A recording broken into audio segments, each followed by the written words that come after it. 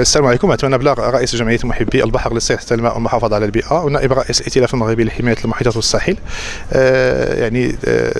تفاعلا مع بعض المقاطع التي تم ترويجها حول وجود اسماك قرش بشواطئ اكادير، ونظرا لحاله الهلع والخوف اللي سبتها لدى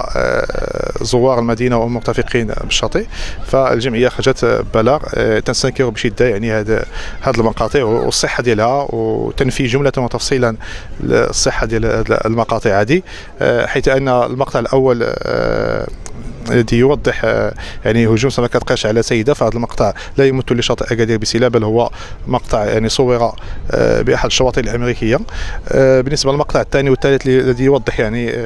ظهور لزعانف لأسماك، فالبعض يقول أن أسماك الأوركا أو الحوت القاتلة، والبعض يقول بأن أسماك القرش،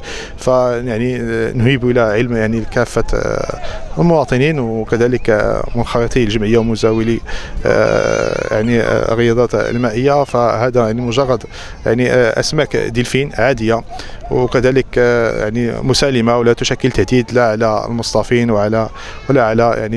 المرتفقين بالشاطئ. لذلك وجب التأكد من الخبر قبل إيداعه، وبحيث أن كذلك السلطات المحلية ومجلس الجامعي لأكادير مشكور قاموا بمجهودات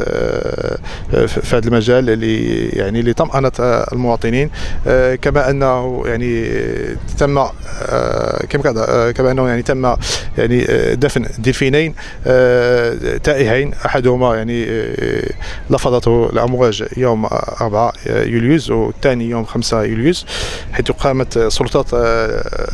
السلطات المحلية وكذلك بمعية السلطات بمجلس الجماعي لأكادير بدفن هذين الدلفينين بجانب مطرح تملست. نعود ونؤكد على أن شاطئ أكادير وجهة سياحية دولية وجب الحفاظ عليها، والشاطئ ديالنا صالح للاستجمام وليس هناك أي خطر، وجب التأكد من الأخبار. فمثل هذه الشائعات من شأنها المساس أولا بالسلامة وكذلك بالأمن وكذلك بالسياحة بمدينتنا الجميلة.